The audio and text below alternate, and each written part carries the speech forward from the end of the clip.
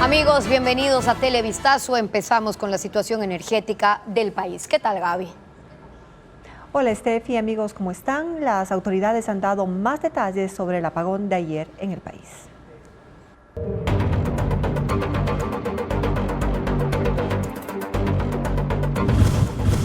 Apagones, ¿un riesgo latente? Las provincias de la costa fueron las últimas en tener cobertura de electricidad al 100% luego de los apagones. Hoy la situación es normal, según datos del SENACE. Diego Puente está siguiendo este tema. El apagón fue total en el país durante 30 minutos y las empresas eléctricas tardaron 4 horas en restablecer el servicio al 100%. Desde las 15 horas con 17 minutos hasta las 15 horas con 47 minutos, los esfuerzos hechos por el operador nacional SENACE para restaurar la electricidad fueron inútiles. En las ciudades, el caos fue evidente por falta de semáforos. Hubo negocios afectados e incluso personas que se quedaron atrapadas en ascensores. A las 15 horas con 17 minutos, la demanda era de 4.500 megavatios. Solo a las 16 horas, el sistema eléctrico se reinició y empezó a transmitir. Primero 500 megavatios. Y una hora después, 1.500. A las 18 horas con 40 minutos, la oferta de electricidad fue casi completa, pues llegó a 3.500 megavatios. En algunas ciudades se seguían reportando sectores sin electricidad. Las empresas eléctricas de la sierra, que se abastecen sobre todo con energía hidroeléctrica, fueron las que más rápidamente normalizaron el servicio. En la costa hubo complicaciones porque el parque termoeléctrico demoró en reiniciar sus operaciones. El Oro fue la provincia que más tardó en volver a la normalidad. Hoy en la mañana los niveles de oferta y demanda eran normales e incluso el Ministerio de Educación confirmó que las actividades en la jornada nocturna se retoman desde esta noche. El sistema eléctrico nacional colapsó la tarde de este miércoles. Según las autoridades, el problema ocurrió en la línea de transmisión Milagro-Soray e investigan las causas exactas del problema. Francisco Garcés explica lo que ocurrió. Hasta el momento el país no conoce el origen de la falla que generó el apagón nacional de este miércoles. El Comité de Crisis del Sector Eléctrico y una comisión especializada en la investigación de fallas eléctricas analizan qué la produjo. Y el gobierno se ha limitado a informar que fue una falla en una de las líneas de transmisión. Es la de 230 kilovoltios entre Xoray en Cañar y Milagro en Guayas, según el Ministerio de Energía. Es una línea vital porque transporta hacia la costa parte de la energía generada por el complejo Paute, que es el más grande del país. Cuando esa línea dejó de funcionar, la energía buscó otros caminos. Hay dos líneas paralelas hacia Guayas, una que llega directamente a Guayaquil y la otra que pasa por Durán. Ambas se sobrecargaron y lo mismo pasó con la que va a Riobamba y otra a Cuenca. Inmediatamente se activaron los sistemas de protección que desconectan líneas, transformadores y generadores. Por eso quedaron fuera de servicio las termoeléctricas, especialmente en la costa. Una primera falla genera un sistema de encadenamiento y empieza a fallar una gran parte del sistema en una región muy grande, en este caso todo el país. La conclusión es que se trató de una falla doble. Las líneas de transmisión estaban fuera de servicio y las termoeléctricas apagadas. No hubo energía suficiente para abastecer al país y tampoco líneas para transmitir la que estaba produciéndose en las hidroeléctricas. Los sistemas de protección no lograron uno de sus objetivos, aislar el problema en una sola región. Seguramente en alguna parte no operó adecuadamente el sistema y la operación. Entonces, eso es una de las cosas que el ministerio, SENACE, tienen que establecer claramente. Las autoridades y los expertos coinciden en que la falla pudo evitarse o al menos aislar la parte dañada del sistema, pero para ello se requieren modernos mecanismos de protección.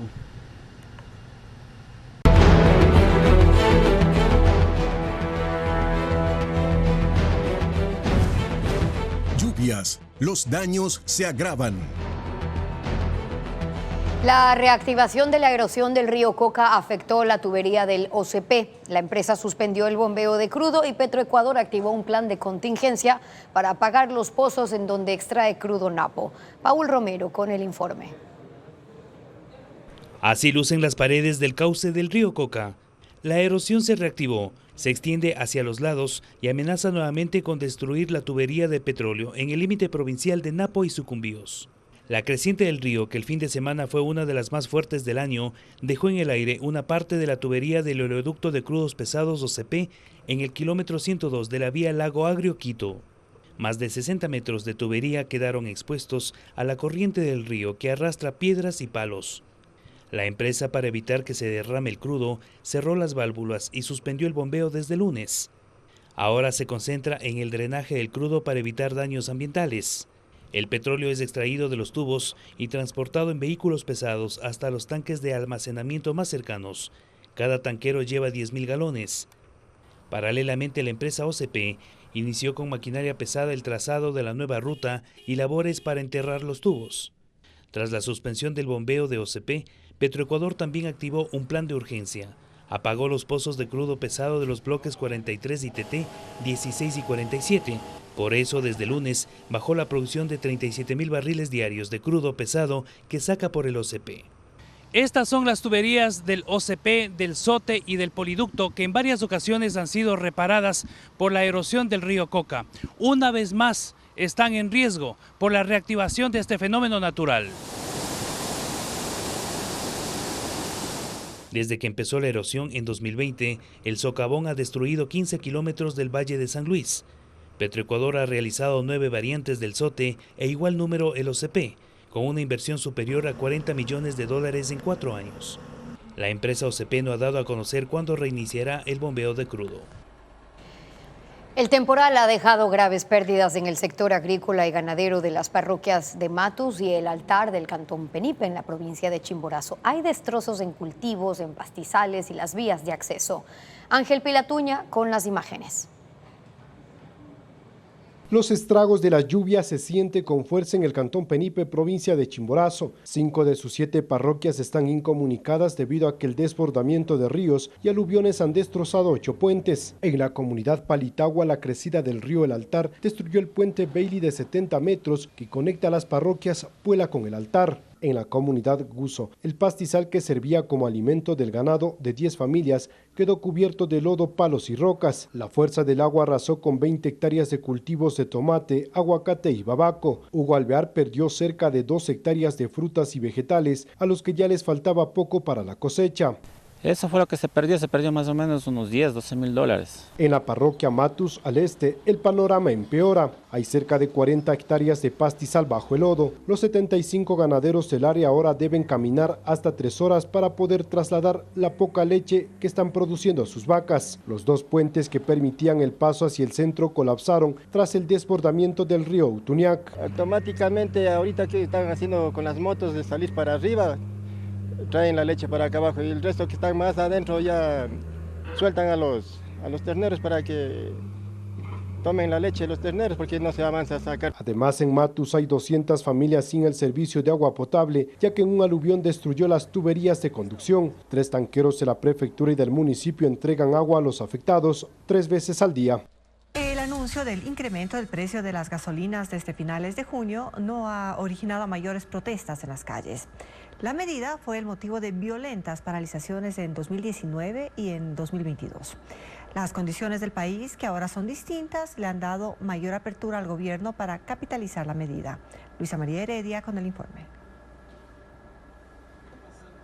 Luego de que el gobierno anunció el incremento de 26 centavos en el precio de las gasolinas Extra y Ecopaís desde fin de mes, el Frente Unitario de Trabajadores convocó a una movilización nacional de rechazo. Es la única agrupación social que ha reaccionado. El resto de organizaciones ciudadanas y sindicales por ahora solo tienen previsto reunirse el lunes para definir si tomarán acciones en respuesta al gobierno. Y eso no incluye a los transportistas, quienes participaron en varios diálogos con el régimen previamente y prácticamente sin reclamos aceptaron la medida. Su postura es totalmente diferente a la que se evidenció en 2019, cuando el gobierno de Lenín Moreno intentó hacer lo mismo, y en 2022 cuando lo propuso también Guillermo Lasso. En ambas ocasiones, transportistas e indígenas, que hasta el momento han descartado llamar a las bases para salir a las calles, protagonizaron violentas protestas que tomaron más de una semana y agravaron la crisis financiera que afronta el país. Ahora el escenario ha cambiado por incidencia de algunos factores. Primero, el terror que ha sembrado el crimen organizado en en la sociedad que lleva a los ecuatorianos a no querer que haya más incertidumbre y caos, lo que da mayor apertura al diálogo. Segundo, la situación económica que ya no admite más pérdidas por paralizaciones. Y es por eso que en sectores a los que el aumento del costo de las gasolinas afecta directamente, prefieren aceptar las compensaciones que el gobierno ofrece. Tampoco se puede descartar que una parte de la ciudadanía esté dispuesta a gastar unos cuantos centavos más para que el gobierno pueda invertir, por ejemplo, en seguridad o en programas sociales. Y tercero, sin los transportistas y con un movimiento indígena fraccionado, cualquier intento de una medida de hecho es débil, y eso es algo que los líderes tienen claro. Además, debido a la proximidad de las elecciones, el rechazo a la medida se convertirá en un tema de campaña, más que en una razón para incitar al paro. De parte del gobierno ya solo queda pendiente emitir el decreto ejecutivo, en el cual se debe asentar la variación en los combustibles.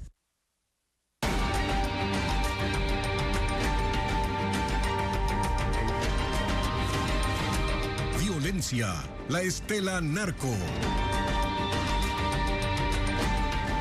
3 organizaciones criminales se disputan las extorsiones y las rutas para sacar cocaína en Tenguel, en Guayas. La guerra de estas mafias aniquila la economía de la población. Algunos han cerrado sus negocios. Merlin Ochoa con la información. Los habitantes del puerto El Conchero en la parroquia Tenguel, provincia del Guayas, son víctimas de 3 organizaciones criminales que mantienen una guerra y se agudizó hace un mes. En esta población pesquera de 1.110 habitantes hay más de 100 embarcaciones. Sus dueños deben pagar a los delincuentes para poder trabajar, si no los amenazan con quemarles sus lanchas o incluso matarlos. 30 pagábamos antes, ahora después que se habían peleado allá afuera, le habían quitado los forros a algunos botes, que no paguen a nadie, hasta ver ellos mismos se pueden coger y sacar a los otros primero.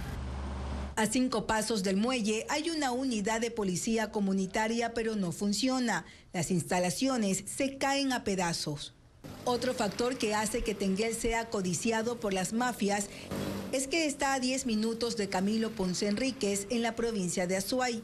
Los narcos que se dedican a la minería ilegal también trafican cocaína, esconden las embarcaciones en el mangle y las llenan de droga. Les toma 15 minutos llegar con las lanchas hasta Puerto Bolívar en Machala. La finalidad, tratar de contaminar los buques mercantes. Tener el control de toda esta economía ilegal los mantiene en guerra. Una investigación de inteligencia policial determinó que a inicios del año se confirmó la presencia de los águilas aliados a los choneros.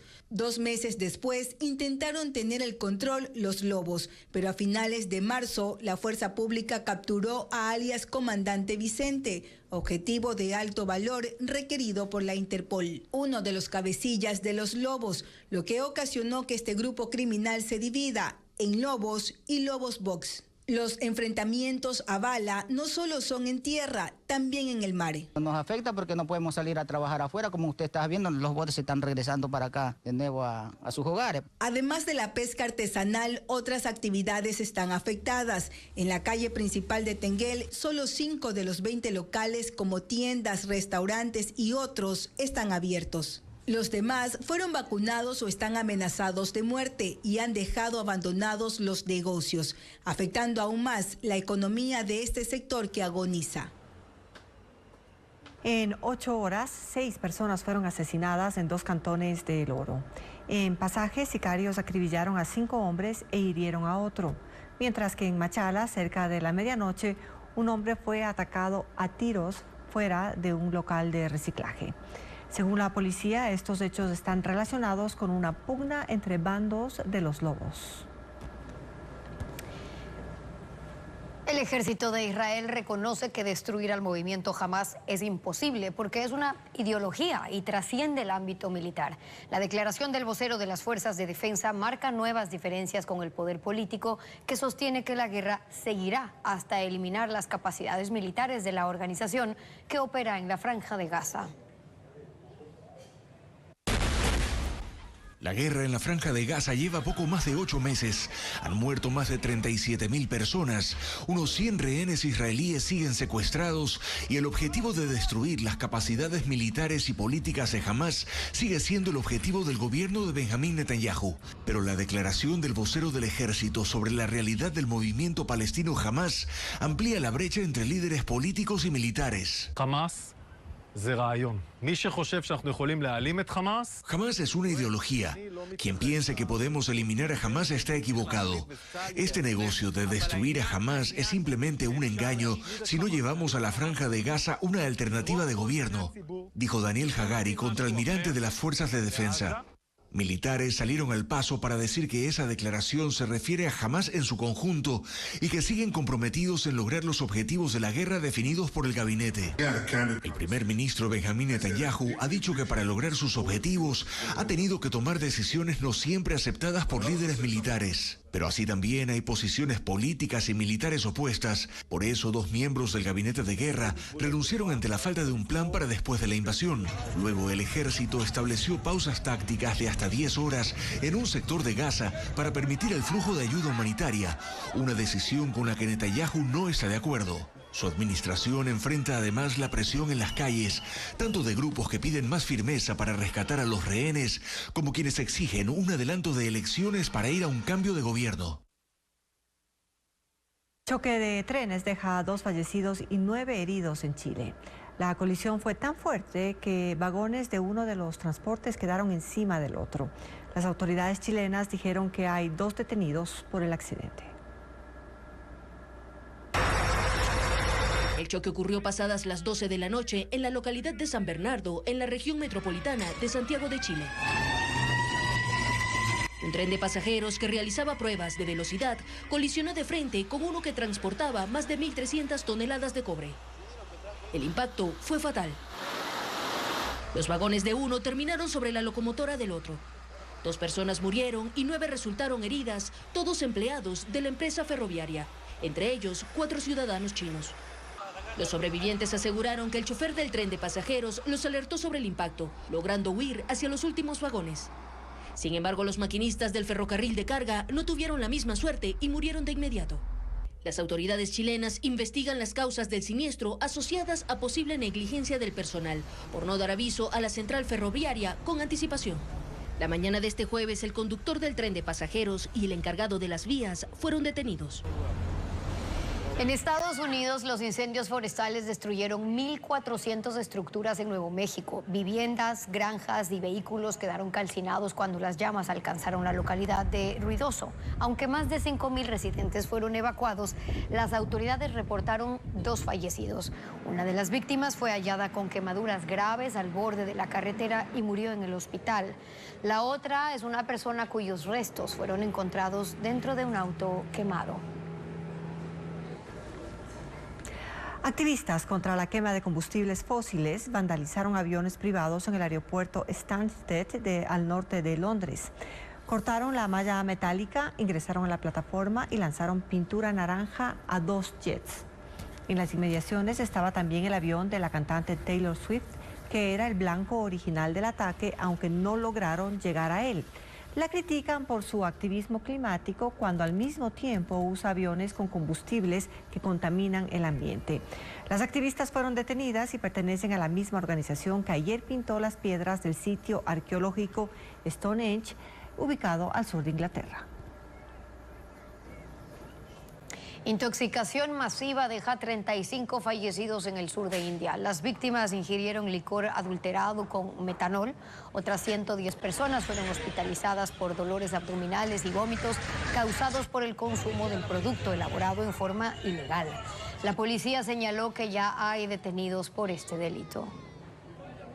En la Corte Nacional, el juez Julio Inga anuncia la sentencia condenatoria en contra del ex vocal del Consejo de la Judicatura, Javier Muñoz.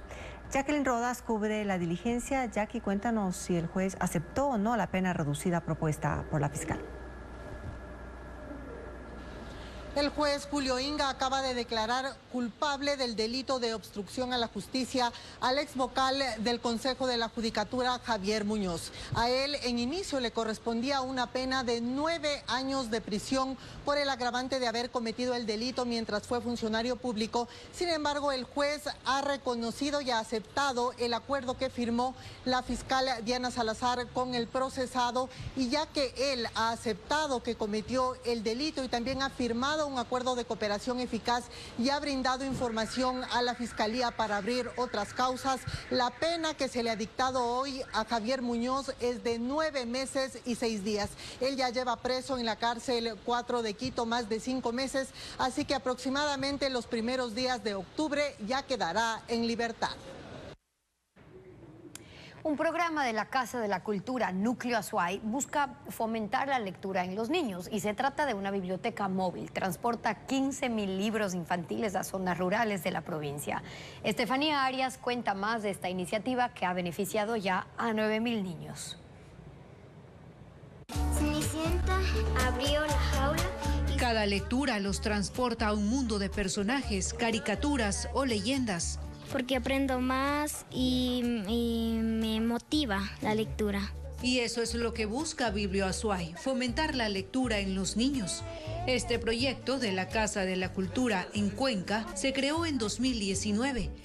Ellos trasladan en una furgoneta una parte de los 15.000 textos infantiles que tienen hasta las zonas rurales de la provincia. Una de ellas es la comunidad de Tixán. Ahí un grupo de niños de la escuela Roberto Espinosa espera para escoger los textos que desean leer.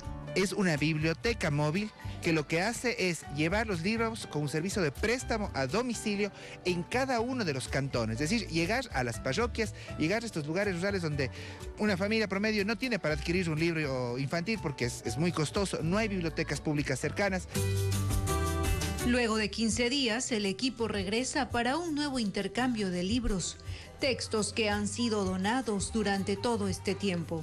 Este programa lo realizan cada 6 meses y el objetivo de este año es llegar a las 61 parroquias rurales de Azuay.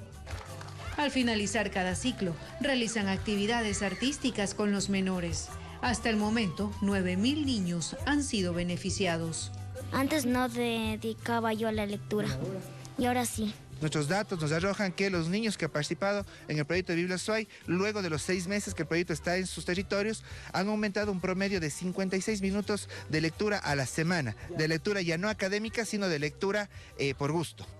En septiembre abrirán un nuevo ciclo y aspiran llegar a 7 parroquias más.